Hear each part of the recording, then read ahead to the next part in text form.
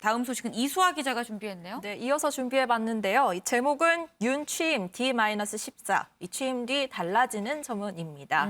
이 윤석열 대통령 당선인의 취임식이 딱 2주 앞으로 다가왔습니다. 어제 인수위에서 관련해서 기자회견도 열었거든요. 그래서 네. 이 내용을 바탕으로 좀 정리해보려고 합니다. 그렇군요. 취임 후에 달라지는 점, 글쎄 제일 큰 거는 결국 이게 논란이 진짜 엄청 많이 됐었어요. 집무실 이전, 그리고 청와대 개방. 이 문제가 아닐까 싶은데요. 네, 청와대 개방부터 짚어보면요. 이 날짜뿐만 아니라 시간도 정확히 정해졌습니다. 윤 당선인의 취임식이 끝나는 시간인 5월 10일 정오를 기점으로 청와대 문 활짝 열릴 예정인데요. 네. 윤한홍 의원 설명 듣고 오시죠. 5월 10일 취임식이 끝나는 시간에 청와대의 문을 완전히 개방하기로 하였습니다.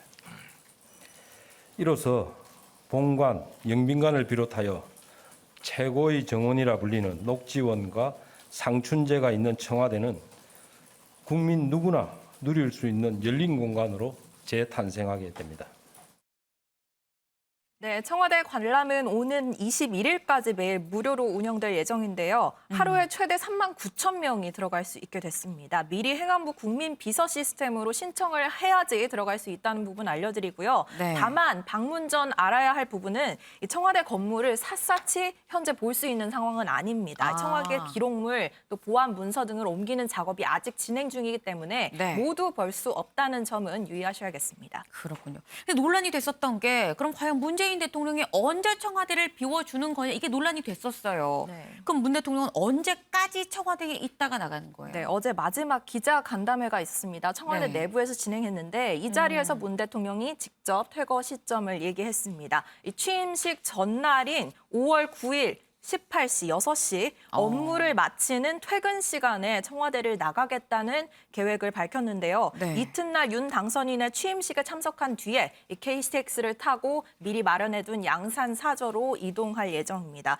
그렇다면 임기 마지막 밤을 결국 청와대 밖에서 지내기로 이 문 대통령이 결정을 했다는 부분인데 그쵸. 이걸 두고 사실 일각에서는 이 청와대 공개를 차기 정부가 서두르면서 결국에는 문 대통령이 일찍 나갈 수밖에 없는 배경을 만든 게 아니냐 뭐 이런 얘기도 있었어요. 그래서 이걸 의식한 듯 문 대통령은 신구 정권 갈등이라는 표현이 나오는데 자꾸 그런 표현은 하지 말아달라라면서 퇴거 시점에 대한 확대 해석을 경계하는 모습이었습니다. 네, 지금 신고 갈등은 아니다. 뭐 지금 이런 얘기를 지금 한 건데 좋습니다. 문재인 대통령이 퇴임을 하고 일단 현재 청와대 공개 얘기를 좀 해봤습니다.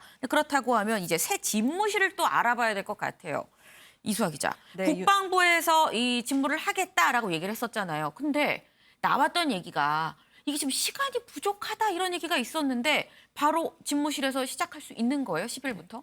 국방부가 이사를 끝내지 못한 것은 맞습니다. 이게 네. 취임식까지도 마무리되진 않을 것 같은데 일단 윤 당선인 예정대로 국방부 신청사에서 업무를 시작합니다. 네. 다만 애초 계획은 2층에 대통령 집무실이 있었는데 이사가 늦어지면서 당분간 2층이 아닌 5층에서 근무를 하게 됐습니다. 다시 한번 윤 의원 얘기 듣고 오겠습니다.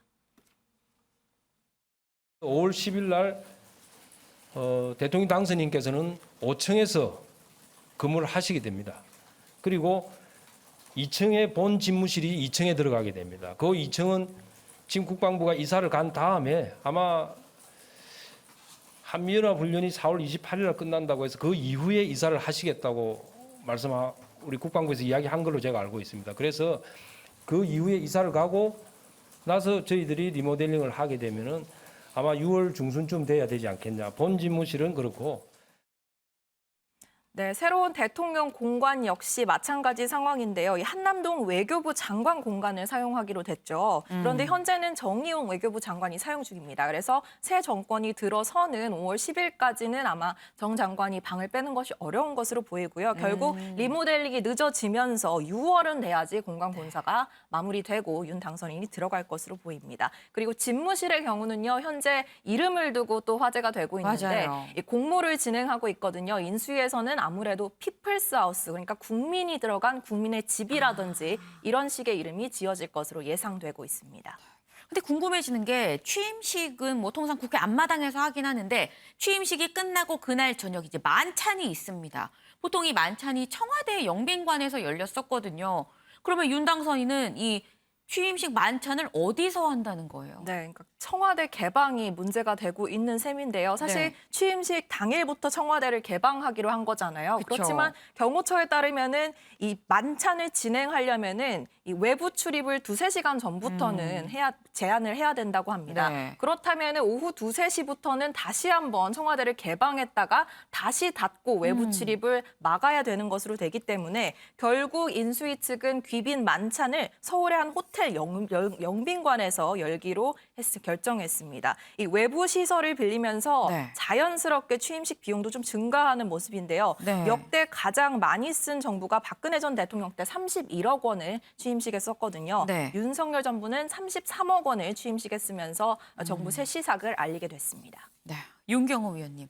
지금 짧게 여쭤보면 지금 민주당에서는 혈세 낭비 아니냐, 굳이 33억이나 드려야 되냐, 뭐 이런 얘기를 하고 있어요. 어떻게 보세요? 뭐 다른 취임식과 비교했을 때 뭐 금액이 그렇게 과도하게 나가는 거 이런 건 아니니까 돈 얼마 쓰는 거 가지고 혈세 낭비다 이럴 필요는 없을 것 같아요. 다만 멀쩡한 청와대 영빈관 놔두고 왜 시중에 있는 무슨 호텔을 빌리느냐 이 시비인데 그거야 뭐 윤 당선인 쪽에서 청와대 시설을 일체 쓰지 않겠다고 선을 그었기 때문에 네. 그거 역시도 시비 걸 일은 아니죠. 다만 취임식이라는 게 우리에게 온 국민이 다 새롭게 출발하는 새 정권에게 힘을 불어주고 네. 기대를 모으고 정말 축하를 하는 그런 행사로 꾸며지느냐 아니면 이게 뭔가 당선인과 아니면 주변 사람들끼리 그냥 자축하는 걸로만 끝나느냐 저는 그게 더 핵심일 것 같아서 네. 정말 국민들이 기대를 갖게 하고 뭔가 좀 마음을 가다듬는 그런 걸로 만들 수 있게 좀 계기를 만들어주기를 저는 주문하고 싶습니다. 네, 이 돈이 문제가 아니라 화합의 분위기 조성이 되느냐가 관건이다라는 말씀이셨습니다.